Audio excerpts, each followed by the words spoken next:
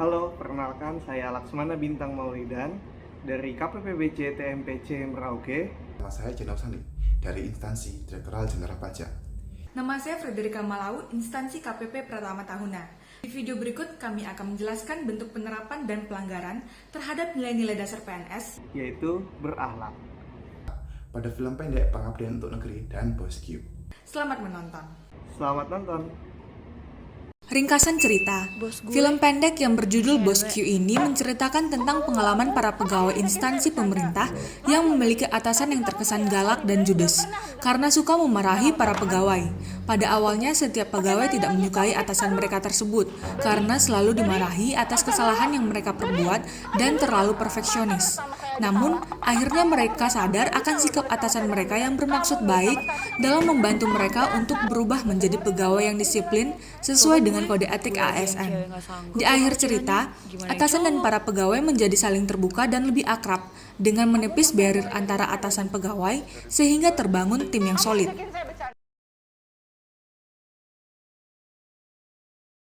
Bu, ini ada surat.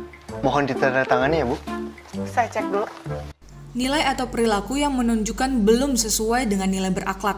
Yang pertama, berorientasi pelayanan, tidak cekatan, dan sering melakukan kesalahan yang kecil, yang ditunjukkan pada aktor bernama Bayi Haki. Iya, Bu. Nama Ibu gak ada spasi. Makasih kalau kamu udah tahu. Tapi nggak cuma itu. Duduk kamu, dengerin. Dampaknya adalah citra kantor menjadi jelek karena pekerjaan yang tidak dikerjakan sepenuh hati selaras dengan kualitas pelayanan yang diberikan. Nggak bisa loh nulis nama saya dengan benar. Kamu nulis nama saya. Nilai kedua, akuntabel, tidak bertanggung jawab dan tidak disiplin, seperti datang terlambat yang dilakukan aktor Esi, datang lebih cepat ke kantor hanya untuk absen lalu kembali lagi ke rumah yang dilakukan oleh aktor Bayaki, serta kembali istirahat lebih lama dari waktu yang telah ditentukan yang dilakukan oleh aktor Dodi. Dampaknya adalah tidak dapat bekerja secara optimal karena adanya diskon waktu, pekerjaan menjadi lebih lama selesai. Pusing saya tuh ngeliat yang kayak gini. Nilai ketiga, kompeten, kinerja buruk, yang ditunjukkan aktor Fortina dengan tidak menyelesaikan tugasnya. Kayak gini nih. Tugas nggak selesai dikasih, dibilangin nggak bisa, dikasih tahu malah ngelamun. Dampaknya, apabila pegawai berkinerja buruk, maka target instansi pun sulit tercapai, karena kinerja instansi tercermin dari kinerja pegawai. Nilai kolaboratif, menjelek-jelekkan atasan, yang dilakukan oleh setiap aktor. Dampaknya, tidak terbangunnya sinergi dan kerjasama yang baik.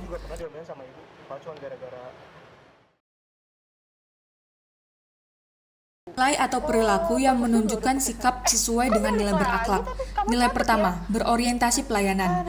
Pusing saya tuh. Walaupun atasan atau aktor bernama Puan sering memarahi bawahannya, namun memiliki tujuan agar pegawai lainnya melakukan perbaikan, sehingga dapat memberikan pelayanan dengan maksimal. Tidak lupa selalu menggunakan bahasa yang baik, yaitu menggunakan kata tolong, maaf, dan terima kasih. Maaf dan terima kasih. Nilai kedua, akuntabel. Atasan atau aktor yang bernama Puan bertanggung jawab atas tugasnya dalam mengarahkan pegawai untuk tetap berintegritas dan bekerja dengan benar.